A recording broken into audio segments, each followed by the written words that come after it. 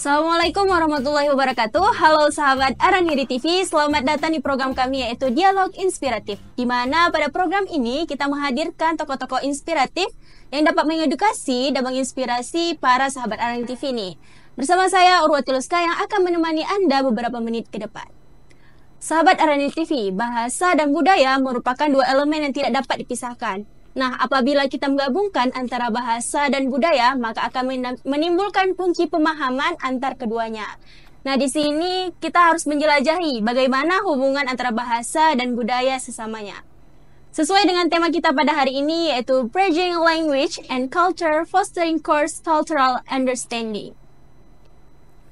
Nah, di sini telah hadir narasumber yang sangat luar biasa, yaitu ada Kak Syaza Maziatul Azra dan Bang Tengku Muhammad Arsy Maturidi.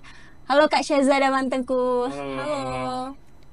Nah, mereka berdua adalah mahasiswa aktif program studi pendidikan bahasa Inggris Universitas Islam Negeri Araniri Banda Aceh. Dan mereka juga terlibat dalam study exchange to Jerman. Dan mereka juga aktif di berbagai organisasi baik di dalam maupun di luar kampus. Nah, gimana nih Kak Syaza dan Bang Arsy? Siap nggak nih untuk sharing-sharing kepada para sahabat Araniri TV mengenai pengalaman dan pengetahuannya? Bismillah, siap. Oke, kita mulai ya. Nah, di sini mungkin para sahabat Araniri TV masih penasaran gimana sih cara bisa untuk ikut program study exchange to Jerman dan pengalaman atau kegiatannya selama di Jerman itu gimana? Baik, kegiatan selama di Jerman itu kurang lebih secara umum kami berdiskusi dengan mahasiswa dan dosen di sana. Terus kami juga melakukan presentasi tentang budaya dan bahasa khususnya. Lalu kami juga ada hal yang paling menarik yang kami lakukan di Jerman di kampus Freiburg pada saat itu, yaitu language tandem. Jadi language tandem itu adalah bagaimana kita bertukar bahasa antara bahasa Indonesia dan bahasa Jerman. Jadi bahasa Indonesia dari kami, mahasiswa Indonesia, dan juga bahasa Jerman dari mahasiswa Jerman. Tapi kami memakai bahasa Inggris sebagai pemersatu bahasa kami. Jadi kami berbincang-bincang tentang bagaimana Indonesia, bagaimana tentang Jerman memakai bahasa Inggris. Tapi setelah itu kami mengenalkan vocab bahasa Indonesia atau bahasa Inggris kepada mereka, dan mereka juga mengenalkan vocab bahasa Jerman kepada kami. Oh, jadi saling bertukar bahasa ya di sana ya. Nah, kalau misalnya cara untuk bisa para sahabat Araniri TV mungkin tahun depan bisa untuk ikut juga ke Jerman itu gimana caranya, Bang?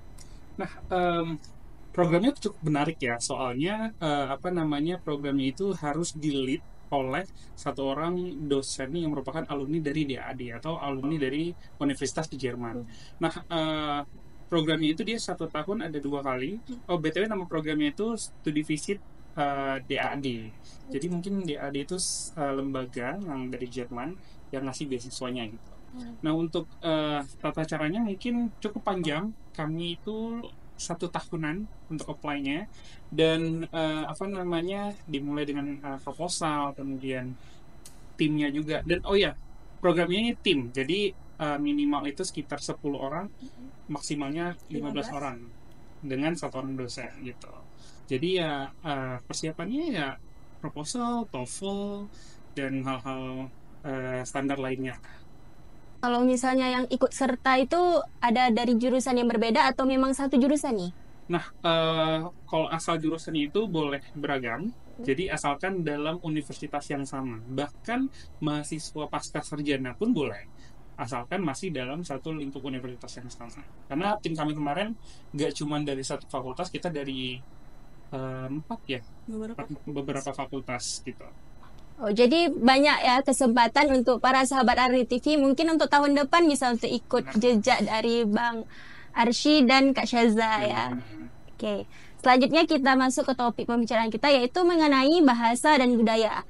Nah, yang mana kita ketahui bahwasannya kalau misalnya kita bisa bahasa, maka bisa dipakai dimanapun ya. Yes. Nah, di sini pertanyaannya, bagaimana peran bahasa dalam membangun pemahaman lintas budaya?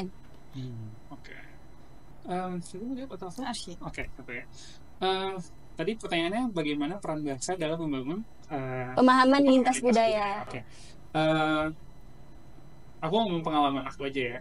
Jadi pengalaman aku bahasa itu nggak cuma sebagai medium komunikasi. Kadang-kadang kita bisa relate dengan bahasa. Contoh, ketika misalnya kita di luar negeri nih, di misalnya let's say di Jerman atau di US gitu, kita sendiri, kita nggak kenal siapapun dari negara kita, terus tiba-tiba kita nonton video gitu atau eh, chattingan ke bahasa Indonesia, terus tiba-tiba sebelah kita ada yang notice, eh kok dia ngomong bahasa yang sama ya dengan aku gitu kan.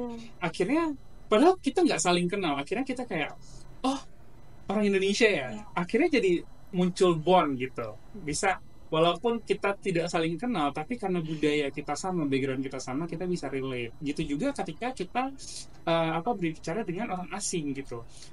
Ketika kayak kemarin yang Syaza bilang language standard itu, kita kan ngomong tuh dengan bahasa Indonesia dan juga bahasa Jerman. Nah, kita yang nggak bisa bahasa Jerman ini, walaupun kita tidak mengerti, tapi mereka pun sharing gitu hal-hal yang ada di bahasa Jerman. Oh ternyata ada beberapa hal yang mirip. Contoh, pronunciation bahasa Jerman itu sangat-sangat mirip dengan bahasa Indonesia gitu. Jadi benar-benar dibaca sesuai dengan tulisannya gitu sih. Jadi bahasa Jerman itu sama, hampir sama ke bahasa Indonesia ya, pronunciation-nya. Iya. Kalau misalnya bahasa Inggris kan tulisannya beda, apa yang kita baca beda. Nah, pertanyaan kedua nih, pengalaman apa yang udah abang atau kakak dapatkan? Kan ini belajar sebagai mahasiswa bahasa Inggris, pasti ada belajar dan mengajarnya. Jadi pengalaman apa dalam belajar atau mengajar bahasa asing, dan apakah itu mempengaruhi kita jika kita berada di luar? Oke, nah jadi ini menarik. Jadi saat kita belajar bahasa, tentunya kita belajar semua. Apakah itu frasa untuk situasi formal, apakah itu frasa untuk situasi informal. Jadi kita belajar semua, dan kadang kita kurang aware kapan memakai frasa yang ini, kapan memakai frasa yang itu. Nah, jadi saat kita praktis langsung, saat kita berbicara langsung di luar ataupun dimanapun yang memang lingkupnya memakai bahasa tersebut, kita jadi paham, oh jika saya memakai frasa ini, itu dinilai saya sebagai kurang sopan. Jadi saya harusnya memakai frasa lain yang memang dinilai lebih sopan dan lebih formal untuk beberapa situasi. Jadi mungkin itu sih keterpakaian frasa formal atau informal. Karena sepengalaman kami, banyaknya orang Jerman itu mereka serius dan mereka lebih sering memakai frasa-frasa yang memang formal dan memang dinilai sopan, berbeda dengan biasa bahasa Inggris yang Amerika atau British, mereka lebih santai atau ya cenderung chill dan sebagainya. Tapi berbeda dengan Jerman, kebanyakan mereka serius, jadi kami harus memakai frasa-frasa yang memang untuk situasi formal. Jadi yang membedakan Jerman itu dia lebih serius ya dalam lebih serius bercakap-cakap ya. ya. Oke. Nah, yang ketiga, tantangan yang dihadapi dalam berinteraksi. Ini kan kita dari budaya Indonesia bercampur ke budaya Jerman. Jadi tantangan apa nih? Apa pas pertama kali itu shock, culture shock atau gimana tuh? Aku dulu kali ya. Nah, jadi waktu pertama kali sampai di Jerman, tentunya kita orang Indonesia ramah. Siapapun kita jumpai, kita pasti senyum. Kita refleks senyum, say hi dan sebagainya. Nah, jadi waktu pertama kali kami menginjakkan kaki ke Jerman, jadi kami itu refleks senyum ke orang asing yang ada di jalanan atau yang ada di toko-toko. Jadi mereka itu waktu kami senyum, mereka memandang kami kayak aneh. Mereka memandang kami sinis, kayak kenapa senyum-senyum sama aku gitu. Nah, jadi ternyata budaya di Jerman itu tidak semua orang boleh kita senyumi, tapi nggak semua, tergantung juga beberapa orang yang memang biasa saja saat disenyumi oleh orang asing. Tapi kebanyakan dari mereka tidak suka disenyumin. Ya udah, kalau misalnya kita pun eye contact, ya udah biarkan aja. Kalau eye contact udah lewat aja, nggak perlu senyum-senyum. Jadi itu hal yang sangat membekas di saya. Mungkin Arsy ada? Kalau ngomongin culture shock ya mungkin lebih ke language barrier, karena fun fact-nya adalah bahasa Jerman kami itu masih sangat-sangat beginner. Karena kita nggak punya background bahasa Jerman, cuman background kita memang bahasa Inggris. Nah, kita expect-nya adalah semua orang Jerman bisa bahasa Inggris sebagai bahasa komunikasi. Dan mostly benar, tapi ada beberapa tempat yang mostly orang yang udah agak tua gitu-gitu, atau penjual yang lumayan udah agak berusia gitu, mereka nggak bisa bahasa Inggris. Jadi sometimes ada language barrier, ada penghalang ketika kita berkomunikasi. Jadi mereka nongol kita bahasa Jerman, terus kita langsung kayak, uh, I only speak Ujungnya pakai bahasa English. isyarat. Ujungnya Iya. pakai bahasa isyarat. Dan ada satu yang hal menarik adalah karena ada kejadian kayak gitu beberapa kali, kadang-kadang kita agak takut untuk Ya. misalnya di restoran untuk pesan sesuatu dalam bahasa Inggris. Hmm. Itu takutnya gara-gara baru aja kejadian, tapi setelah itu biasa aja. Nah, gara-gara takut itu, kebetulan kita datang ke restoran Arab waktu itu. Terus pas mau mesen, overthinking lah. Aduh, ini kalau misalnya mereka nggak ngerti lagi gimana? Iya. Akhirnya daripada pusing, langsung ngomong bahasa Arab aja gitu, langsung pesen dalam bahasa Arab karena kebetulan aku orang anak lulusan pesantren gitu, jadi bisa bahasa Arab. Dan surprisingly Mereka bisa. mereka juga bisa. Akhirnya kita berinteraksi di Eropa dengan bahasa Arab Iya. gitu. Jadi dari yang Bang Arsy cerita tadi tuh, kalau misalnya memang kita bisa bahasa ya, basic bahasa itu bisa diterapkan dimanapun ya. Iya, dan nggak ada bahasa yang kita pelajari itu yang sia-sia. Sia-sia. Bahkan kayak kita kan nggak akan kepikiran di Eropa pakai bahasa Arab gitu. Iya. Tapi terpakai. Ya. Bahkan di kampusnya. Oh, di kampusnya juga. Jadi ada hal menarik di kampus Freiburg. Mereka itu ada sebuah fakultas ya. Iya. Apa? Mereka ada project namanya Global Quran. Jadi project tersebut mereka menafsirkan ayat-ayat Al-Quran. Tapi mereka bukan dari kalangan orang Muslim. Mereka non-Muslim, tapi mereka mempelajari Al-Quran. Mereka menafsirkan Al-Quran. Dan mereka bisa bahasa Arab karena mereka mempelajari tentang Al-Quran tersebut. Jadi ada beberapa member dari kami berbicara dengan dosen tersebut dengan bahasa Arab. Kalau misalnya kan ini udah di kampusnya nih. Kalau kemarin tuh di fakultas atau memang sekedar seminar atau gimana? Atau ikut belajar juga? Kita ikut belajar Ya, juga. kami Jadi ikut belajar. kita kalau di Frankfurt itu di Goethe University kita itu ke Southeast Asian Studies. Jadi kita mostly ngobrol tentang hal-hal yang berada di Asia Tenggara gitu. Bahkan ada salah satu mahasiswa penelitian itu tentang manuskrip Hamzah Fansuri.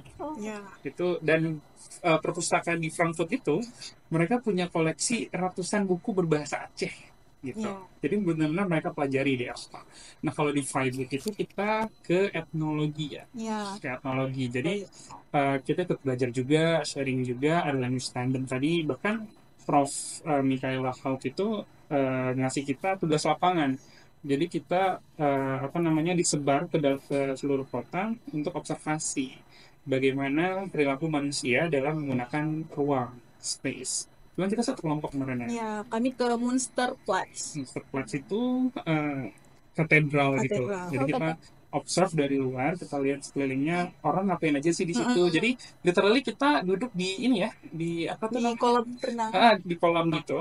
Terus kita duduk 5 menit in silent observing semua orang yang ada di situ. Oh, ada turis datang, terus ada yang ada penjual. Jadi benar-benar in silent. Terus sepulang dari situ kita ngegambar Ya. apa yang kita lihat. Kalau misalnya sampai di sana itu disambut langsung oleh pihak kampusnya atau memang dari orang Indonesianya yang berada di Jerman? Jadi kan kami ada 2 kota. Yang pertama itu Frankfurt, yang kedua itu Freiburg. Waktu kami di Frankfurt, kebetulan kami disambut oleh Kak Amel. Jadi Kak Amel itu juga cutting kami, alumni dari PBI. Beliau sekarang sedang melanjutkan studi S2-nya di Jerman. Jadi waktu di Frankfurt, kami disambut oleh Kak Amel. Tapi yang menariknya di Freiburg, kota kedua yang kami pergi, itu langsung disambut oleh profesor dan masyarakat. Ada 2 orang Indonesia di sana yang memang menunggu kami di stasiun kereta api. Dan jadi kami sedikit terharu karena seorang profesor mau menunggu kami di stasiun kereta api khusus untuk menyambut kami dan mengantarkan kami ke hotel. Jadi itu pengalaman yang memang membuat terharu. Berarti kita itu di sana memang disambut sangat hangat ya? Ya, disambut sehangat mungkin. Sangat hangat. Bahkan dari di Frankfurt pun, karena lumayan unik timingnya. Karena kami itu sampai di sana hari terakhir puasa. Jadi kami dapat buka puasa terakhir. Kami buka puasa terakhir di Masjid Indonesia Frankfurt. Kemudian sholat Hari Raya dari masyarakat Indonesia. Ada 100 orangan. Kami sholat Id. Kemudian diundang juga untuk halal bihalal. Jadi safe to say kami tiap 2 hari sekali makan rendang. Ya. Makan rendang dan lontong waktu itu. Jadi nggak ini ya, makanannya tetap Makanannya dijaga. Oke. Mungkin untuk pertanyaan selanjutnya, strategi atau program yang dapat kita terapkan untuk memfasilitasi pemahaman lintas budaya. Mungkin Arsy menjawab Boleh. sebagai lulusan US. Oke, jadi dulu waktu aku ikut program exchange ke US, aku ada belajar namanya DIVE. Jadi ketika kita encounter ataupun ketika kita menemukan sesuatu hal yang tidak ada di budaya kita, jadi sesuatu yang mengejutkan mungkin bagi kita pertama kali melihatnya, itu sometimes kita itu eh, cenderung untuk menjudge, oh itu salah, karena perspektifnya kan dari kita, dalam budaya kita itu salah, tapi mereka kok melakukannya gitu. Nah, ada satu apa ya, bukan I would say teori atau satu cara gitu untuk encounter itu namanya dive. Jadi dive itu D-nya itu adalah describe, I-nya itu interpret, V-nya itu verify, kemudian I-nya evaluate. Jadi waktu kita encounter sesuatu, kita deskripsikan dulu apa yang kita lihat tanpa ada prasangka apapun. Benar-benar apa yang kita lihat itu yang kita deskripsikan. Kemudian I interpret, baru kita berasumsi, kita tafsirkan apa yang kita lihat. Oh, tadi itu dia kesini dia pakai baju merah, terus ini gitu. Setelah kita berasumsi, habis itu kita verifikasikan asumsi kita itu benar atau enggak. Kita langsung tanya ke orangnya atau orang yang punya pengetahuan tentang itu. Nah, setelah kita verifikasi, kalau memang benar, dievaluasi, oh ternyata benar. Ketika salah, kenapa ya saya berasumsi seperti tadi? Jadi kita tidak langsung jump to conclusion, oh lu salah gitu. Jadi kita terhindarlah dari judgmental. Gitu sih kalau kalau apa berinteraksi dengan budaya berbeda. Berarti harus cari tahu dulu ya sebelum klaim bahwa itu salah gitu. Iya. Itu juga salah satu cara untuk menghindari culture shock. Jadi saat kita ke tempat yang baru, kita tidak terlalu merasakan culture shock. Karena culture shock itu pasti ada, tapi itu untuk mengurangi culture shock tersebut. Jadi kalau misalnya kita ke tempat orang, jadi kita harus menghargai mereka dulu. Ya, benar. Baru nanti kita berbaur dengan budaya Ya. kita juga di sana ya. Karena kan kita tamu gitu. Iya. Nah, mungkin untuk closing statementnya kami minta Bang Arsy atau Kak Syaza untuk menyampaikan pesan atau kesan untuk para sahabat Aran TV di rumah nih. Jadi bagi teman-teman semua, teruslah bermimpi teruslah bermimpi dan berdoa karena kalian tidak akan tahu kapan doa kalian dikabulkan, dan jangan lupa juga berusaha karena tidak akan dikabulkan doa kalian jika kalian tidak mendorong diri kalian sendiri untuk berusaha mencapai mimpi tersebut. Kalau dari aku mungkin aku bisa bilang kalau misalnya aku sudah mengelilingi bumi satu rotasi penuh, dan aku mau bilang ke teman-teman semua, bumi itu luas banget, jauh lebih luas daripada cuma Aceh dan Banda Aceh, dan bumi itu ada di dalam genggaman kalian sekarang. Jadi tidak semustahil itu untuk ke negara-negara yang ada di film-film. Justru itu motivasi awal aku kayak ngelihat, oh di film di Amerika bisa nggak ya? Ternyata bisa, dan mudah, nggak sesulit yang yang kalian overthinkingkan gitu loh. Aku juga gitu kok. Jadi jangan membuat keterbatasan kalian, contoh keterbatasan bahasa Inggris kalian itu mematikan mimpi kalian before you even trying, sebelum kalian coba gitu. Jadi just try, nggak ada yang salah cuma mencoba. Oke, dapat kita simpulkan bahwasannya tidak ada yang tidak mungkin ya jikalau kita berdoa dan berusaha. Maka kejarlah mimpi kalian sehingga kalian bisa mengelilingi seluruh dunia ya mungkin ya. Oke. Mungkin sampai di sini saja pertemuan kita dalam program Dialog Inspiratif. Saya Urwati Luska pamit undur diri. Assalamualaikum warahmatullahi wabarakatuh.